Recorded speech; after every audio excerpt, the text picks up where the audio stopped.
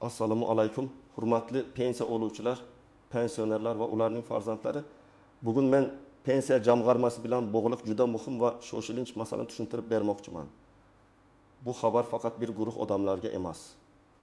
Pensiya olayotgan har bir kishiga, nogironlik pensiyasi, boquvchisini yo'qotganlik pensiyasi yoki yoshga doir pensiya olayotgan oilalarga ham tegishli.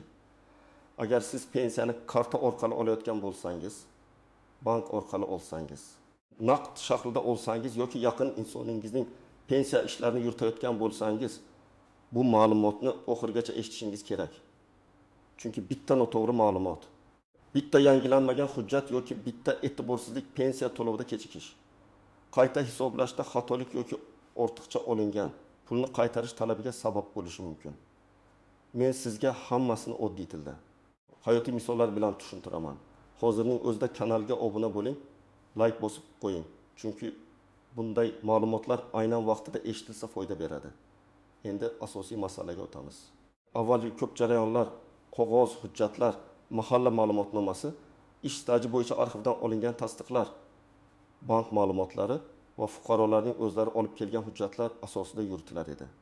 Ya'ni pensioner yoki uning vakili pensiya jamg'armasi bo'limiga borar, hujjat topshirar, keyin mutaxassislar uni tekshirar, kerak bo'lsa qo'shimcha ma'lumot so'rar edi. Ko'p hollarda odamlar qaysi hujjat yetishmayotganini ham kech bilib qolardi. Natijada ayrim pensionerlar pensiya tayinlashda, qayta hisoblashda yoki to'lovni tiklashda oylar davomida sarson bo'lgan. Hozir esa vaziyat o'zgarmoqda. Pensiya tizimida ma'lumotlarni elektron bazalar orqali tekshirish kuchaygan.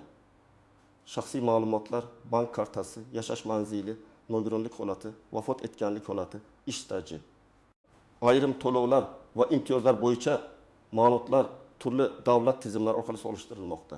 Bu bir tomondan yaxshi, chunki inson omili kamayadi, hujjat so'rash kamayadi, ayrim ishlar tezlashadi. Lekin ikkinchi tomondan, agar bazada siz haqingizda noto'g'ri yoki eski ma'lumot turgan bo'lsa, muammo paydo bo'lishi mumkin. Masalan, odam boshqa tumanga ko'chib ketgan, lekin doimiy yashash manzili eski joyda qolgan yoki pasport yangilangan. Lekin bankdagi ma'lumot eski hujjat bilan turibdi. Yoki pensionerning bank kartasi muddati tugagan, lekin u yangi kartani pensiya jamg'armasi to'lov tizimiga bog'latmagan. Yoki nogironlik muddati qayta ko'rikdan o'tishi kerak bo'lgan, lekin vaqtda rasmiylashtirilmagan. Mana shunday holatlarda pensiya puli kelmay qoldi, kechikdi, kam tushdi yoki qayta tekshiruvga tushdi degan shikoyatlar ko'payadi. Men bu yerda eng muhim narsani alohida aytaman. Pensioner o'z pulini kutib o'tirishi emas, o'z ma'lumotlarini ham nazorat qilib turishi kerak. Bugungi tizimda ma'lumot to'g'ri bo'lsa, jarayon tez yuradi. Ma'lumot noto'g'ri bo'lsa, eng oddiy to'lov ham to'xtab qolishi mumkin. Eng avvalo, pensiya to'lovi kechiksa yoki odatdagidan kam tushsa darhol vahimaga tushmaslik kerak, lekin befarq ham bo'lmaslik kerak. Sabablari ko'p bo'lishi mumkin. Bank kartasi bloklangan bo'lishi mumkin. Karta muddati tugagan bo'lishi mumkin. Pensioni boshqa bankka o'tgan bo'lishi, lekin bu ma'lumot pensiya jamg'armasiga yetib bormagan bo'lishi mumkin. Ba'zida bayram kunlari, texnik ishlar yoki bankdagi ichki jarayonlar sabab bir necha kun farq bo'ladi. Lekin bir hafta, 10 kun, undan ko'proq kechikish bo'lsa, albatta tekshirish kerak. Kimlar birinchi navbatda xavotirlanishi kerak? Birinchidan, yaqinda pasport yoki ID karta almashtirgan pensionerlar, chunki bankda, pensiya jamg'armasida va boshqa elektron bazalarda hujjat raqami mos bo'lmasa, tekshiruvda nomuvofiqlik chiqishi mumkin. Ikkinchidan, bank kartasini yaqinda almashtirganlar. Ayniqsa eski karta yopilib yangi karta ochilgan bo'lsa, pensiya aynan qaysi hisob raqamga tushishi aniqlashtirilishi kerak. Uchinchidan, boshqa viloyat yoki tumanga ko'chib ketganlar. To'rtinchidan, nogironlik pensiyasi olayotganlar. Chunki ularda tibbiy mehnat ekspert komissiyasi yoki tegishli tibbiy xulosa muddati muhim. Beshinchidan, boquvchisini yo'qotganlik pensiyasi olayotgan oilalar. Ayniqsa bola 18 yoshga to'lgan, lekin o'qishni davom ettirayotgan bo'lsa, o'qish ma'lumotnomasi masalasi juda muhim. Endi hayotiy misol bilan tushuntiraman. Aytaylik, 18 yoshli onaxon har oy 1.200.000 so'm pensiya oladi. U bank kartasini 2 yil oldin olgan. Kartaning muddati tugagan, lekin o'zi buni sezmagan. O'g'li ona pul tushmayapti deb bankka boradi. Bank aytadiki, karta amal qilmayapti. Pensioner yangi karta oladi. Lekin pensiya avtomatik ravishda yangi kartaga tushadi deb o'ylaydi. Aslida esa ayrim holatlarda yangi bank rekvizitlari tasdiqlanishi yoki tizimda yangilanishi kerak bo'ladi. Natijada pensioner bir oy pulni kech oladi. Bu yerda ayb ko'pincha katta muammo emas, oddiy e'tiborsizlik. Lekin pensioner uchun bu bir oy juda katta gap. Dori-darmon, kommunal to'lov, oziq-ovqat shu pulga bog'liq. Yana bir misol. Olim 2 yoshli erkak kishi 35 yil ish staji bilan pensiyaga chiqqan. Keyin u orqidan yana 5 yillik ish staji topilganini biladi.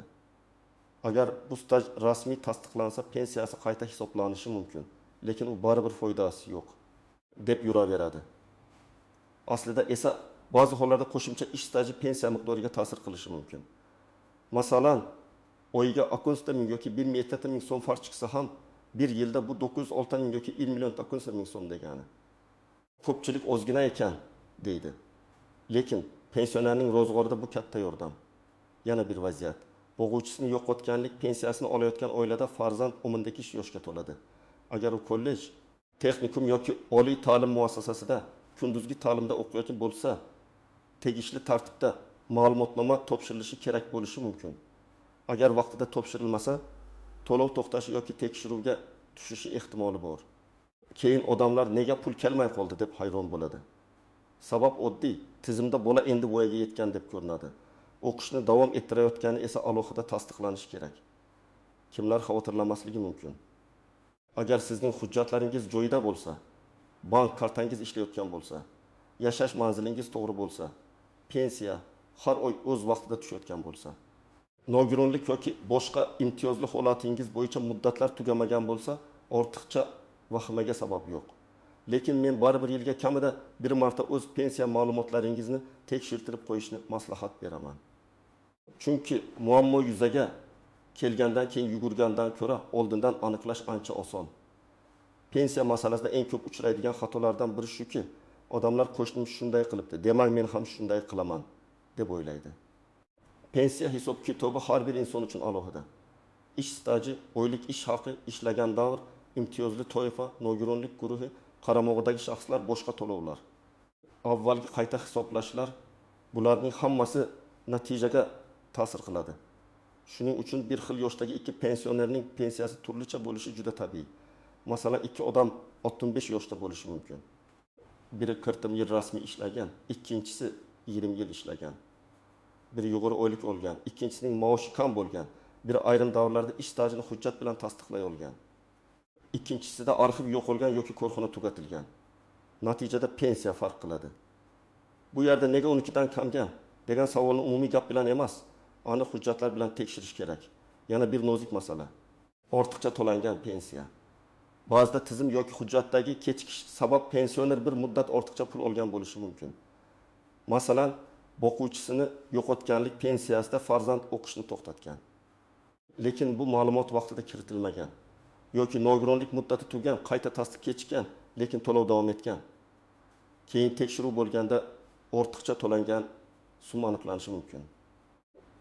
Bunday holatda odamlar men bilmaganman, pul tushgani uchun ishlatganman deydi. Lekin davlat to'lovlarida asosiy qoida shuki, asos bo'lmagan to'lov keyin qaytarilishi talab qilinishi mumkin. Shuning uchun har qanday o'zgarishni yashirmaslik, vaqtida xabar berish kerak. Yana bir xato, telefon orqali kelgan har qanday xabarga ishonish. Hozir firibgarlar pensionerlarni ko'p nishonga oladi. Pensiya jamg'armasimiz. Kartangizni yangilaymiz, kodni ayting. Sizga qo'shimcha pul chiqdi. SMS kodni yuboring. Pensiya ko'payishi uchun havolaga kiring degan gaplar bo'lishi mumkin. Men qat'iy aytaman. Hech qachon bank kartangizning PIN kodini, SMS tasdiqlash kodini, karta raqamini to'liq, amal qilish muddatini va CV kodini begona odamga aytmang. Pensiya jamg'armasi yoki bank xodimi sizdan SMS kod so'ramasligi kerak. Agar shubhali qo'ng'iroq bo'lsa, telefonni qo'ying va rasmiy raqamga o'zingiz qo'ng'iroq qiling. Yana bir muhim nozik jihat, ishonchnoma orqali pensiya olish. Ba'zi pensionerlar yoshi, sog'li yoki uzoqda yashashi sabab pensiyani farzandi, qarindoshi yoki boshqa vakil orqali oladi. Bu qonuniy bo'lishi mumkin, lekin ishonchnomaning muddati, shaxli va vakolatlari to'g'ri bo'lishi kerak. Ishonchnoma muddati tugagan bo'lsa, pulni olishda muammo chiqadi. Bundan tashqari, pensionerning o'zi ham pul qayerga tushayotganini, qancha tushayotganini bilib turish kerak.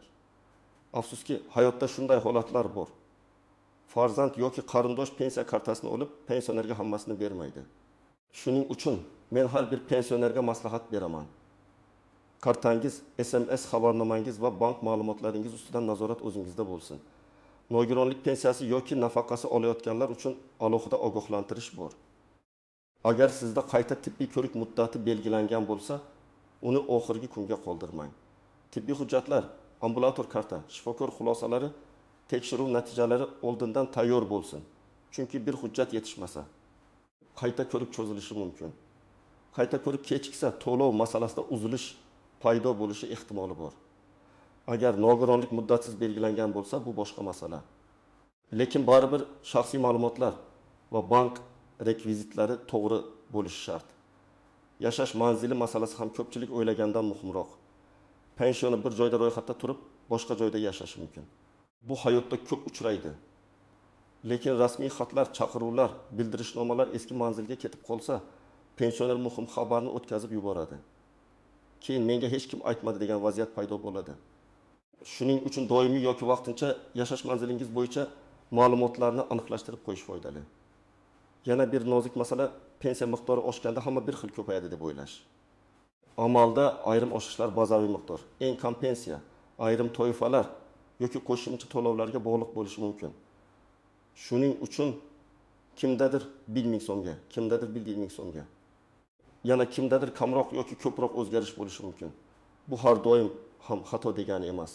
Lekin agar siz aniq hisobda nomuvofiqlik sezsangiz, masalan, o'tgan oy 1.400.000 olgan bo'lsangiz, bu oy hech qanday tushuntirishsiz 1.100.000 tushgan bo'lsa, albatta izoh so'rang. Endi eng kerakli qismga o'tamiz. Bugun pensioner nima qilishi kerak? Men sizga bosqichma-bosqich aytaman. Birinchi qadam. Pensiya kelayotgan bank kartangizni tekshiring. Karta amal qilish muddati tugamaganmi, bloklanmaganmi? SMS xabarnoma ishlayaptimi? Bank ilovasida hisob faolmi? Shularni aniqlang. Agar kartani farzandingiz ishlatib yurgan bo'lsa ham, o'zingiz bankka borib yoki rasmiy aloqa markazi orqali ma'lumot oling. Kartani almashtirsangiz, yangi rekvizitlar pensiya to'lovi uchun to'g'ri ulanganini tekshirtiring. Ikkinchi qadam, shaxsiy hujjatlaringizni tartibga keltiring. ID karta yoki pasportingiz, stir yoki JSHSHIR ma'lumotlari, nikoh yoki familiya o'zgarishi bo'yicha hujjatlar, yashash manzili ma'lumotlari bir-biriga mos bo'lsin. Ayniqsa familiya o'zgargan ayollar, pasport almashtirganlar va boshqa hududga ko'chganlar bunga e'tibor bersin. Uchinchi qadam, pensiya jamg'armasi bo'limiga murojaat qilganda qanday hujjat olib borishni biling. Odatda shaxsni tasdiqlovchi hujjat, pensiya daftarchasi yoki mavjud pensiya hujjatlari, bank karta rekvizitlari, ish stajiga oid qo'shimcha hujjatlar, arxiv ma'lumotnomalari, nogironlik bo'yicha tibbiy xulosa. Boquvchisini yo'qotganlik holatida tug'ilganlik guvohnomasi, o'lim guvohnomasi, o'qish joyidan ma'lumotnoma kabi hujjatlar kerak bo'lishi mumkin. Vaziyatingizga qarab ro'yxat o'zgaradi. Shuning uchun borishdan oldin rasmiy kal markaz yoki mahalliy bo'limdan aniqlab oling. 4-qadam, yozma murojaat qilishni o'rganing. Og'zaki so'rash yaxshi, lekin muammo jiddiy bo'lsa, yozma ariza qoldiring. Arizada ism, familiyangiz, tug'ilgan sanangiz, pasport yoki ID ma'lumotlaringiz, telefon raqamingiz, manzilingiz va muammoni aniq yozing. Masalan, menga 2024 yil mart oyidan boshlab pensiya miqdori kamayib tushmoqda. Kamayish sababi va hisob-kitob asosini yozma ravishda tushuntirib berishingizni so'rayman. Yoki bank kartam almashtirilgani sabab pensiya to'lovim yangi hisob raqamga o'tkazilishini so'rayman. Ariza topshirganda qabul qilinganini tasdiqlovchi belgi yoki ro'yxat raqamini oling. 5-qadam, ish stajingizni qayta ko'rib chiqing. Ko'p odamlar eski mehnat daftarchasida yozuv bor deb xotirjam yuradi. Lekin ayrim yozuvlar noaniq, muhr tushunarsiz, sana xato, korxona nomi o'zgargan bo'lishi mumkin. Agar staj bo'yicha shubha bo'lsa, arxivdan ma'lumot oling. Sobiq ish joyingiz tugatilgan bo'lsa, uning hujjatlari qaysi arxivga topshirilganini aniqlash kerak. Bu ish biroz vaqt oladi, lekin pensiya miqdoriga ta'sir qilsa, bunga arziydi. 6-qadam, har oy tushgan pulni yozib boring. Oddiy daftar tuting. Qaysi sanada qancha pensiya tushdi, qo'shimcha to'lov bo'ldimi, kamayish bo'ldimi, yozib boring. Bu juda oddiy ish, lekin keyin nizoli holatda sizda aniq ma'lumot bo'ladi. Masalan, yanvar oyida 1.300.000, fevralda 1.300.000, martda 1 million 2 ming tushgan bo'lsa, siz savolni aniq qo'yasiz. Nima sababdan 1,3 ming so'm kam tushdi? 7-qadam firibgarlikdan ehtiyot bo'ling. Pensiya, nafaqa, kompensatsiya, qo'shimcha yordam degan nom bilan kelgan havolalarga darrov kirmang. Telegramda, SMS'da yoki WhatsAppda ro'yxatdan o'ting, pul olasiz degan xabarlar ko'p bo'ladi. Avval rasmiy manbadan tekshiring. Agar sizga kod keldi, ayting deyishsa, bu deyarli har doim xavfli belgi. Farzandlaringizga ham ayting. Ota-onangizning telefoniga kelgan kodni hech kimga bermang. 8-qadam, agar pensioner yura olmasa yoki sog'lig'i og'ir bo'lsa, vakil orqali murojaat qilish tartibini to'g'ri rasmiylashtiring. Ishonchnoma, tibbiy holat, uyga chaqirish imkoniyati, ijtimoiy xodim yordamidan foydalanish kabi yo'llarni aniqlang. Pensionerning ahvoli og'irligi sabab hujjat ishlari tashlab qo'yilmasin. Chunki aynan shunday paytda pensiya va nafaqa eng zarur bo'ladi. 9-qadam, muammo hal bo'lmasa, yuqori turuvchi tashkilotga murojaat qiling. Avval tuman yoki shahar pensiya jamg'armasi bo'limiga, keyin viloyat darajasiga, zarur bo'lsa respublika darajasidagi rasmiy murojaat kanallariga yozish mumkin. Murojaatda hissiyot bilan emas, fakt bilan yozing. Qachon murojaat qildingiz? Kim qabul qildi? Qanday javob oldingiz? Qaysi oy pul tushmadi yoki qancha farq bor? Hujjat nusxalarini ilova qiling. 10-qadam, o'z huquqingizni biling, lekin majburiyatingizni ham unutmang. Pensiya sizning qonuniy haqingiz bo'lsa, ma'lumot o'zgarishini vaqtida xabar qilish ham sizning mas'uliyatingiz. Bank kartasi o'zgarsa, manzil o'zgarsa, ta'lim holati o'zgarsa, nogironlik muddati tugasa, pensioner vafot etsa, oila a'zolari bu haqda vaqtida xabar berishi kerak. Aks holda keyin ortiqcha to'lov, tekshiruv, qaytarish talabi kabi noxush holatlar chiqishi mumkin. Men yana bir narsani alohida ta'kidlayman. Pensiya jamg'armasiga borishdan oldin barcha hujjatlarni papkaga joylab chiqing. Asl nusxa va nusxalarni ajrating. Telefoningizda hujjatlarning rasmini saqlab qo'ying. Lekin faqat rasmning o'zi har doim yetarli bo'lmasligini biling. Ariza yozsangiz, bitta nusxasini o'zingizda qoldiring. Qabul qilingan sanani yozib qo'ying. Bu oddiy tartib intizom sizni ko'p sarsonlikdan qutqaradi. Agar siz pensionerning farzandi bo'lsangiz, ota-onangizning pensiyasiga befarq bo'lmang. Oyda bir marta bank kartasi ishlayaptimi? Pul o'z vaqtida tushyaptimi? Kommunal to'lovlar to'langanmi? Dori-darmon puli yetyaptimi? Shularni so'rang. Lekin ota-onangizning pulini o'zingizniki deb qaramang. Pensiya avvalo pensionerning ehtiyoji uchun. Bu nafaqat huquqiy, balki insoniy masala hamdir. Hurmatli tomoshabinlar, bugungi shoshilinch xabarning mazmuni shundan iborat. Pensiya tizimida ma'lumotlar tobora elektronlashmoqda. Tekshiruvlar kuchaymoqda. Bank va hujjat ma'lumotlarining mosligi juda muhim bo'lib bormoqda. Kimning hujjati joyida? Kartasi faol, manzili to'g'ri, staji tasdiqlangan bo'lsa, odatda katta xavotirga asos yo'q. Lekin hujjati eskirgan, kartasi almashgan, nogironlik muddati yaqinlashgan, farzandi yo'mintaki yoshga to'lgan, manzili o'zgargan yoki pensiya miqdorida tushunarsiz farq sezgan odamlar bugunoq tekshiruvni boshlashi kerak. Men sizga tavsiya qiladigan eng muhim ishlar: kartangizni tekshiring, hujjatlaringizni tartibga keltiring, pensiya jamg'armasidan aniq izoh so'rang, arizani yozma bering, SMS kodlaringizni hech kimga aytmang va har oy pensiya tushumini qayd qilib boring. Shunda siz o'z haqingizni himoya qilasiz va kutilmagan muammolarning oldini olasiz. Agar sizda pensiya kechikishi, kamayishi, karta muammosi yoki qayta hisoblash bo'yicha savol bo'lsa, izohlarda yozing. Qaysi hududdansiz va qanday muammoga duch keldingiz, aniq yozsangiz keyingi videolarda shu mavzularni ham alohida tushuntirib beraman. Videoni foydali deb bilsangiz, albatta like bosing, yaqinlaringizga yuboring va kanalga obuna bo'ling.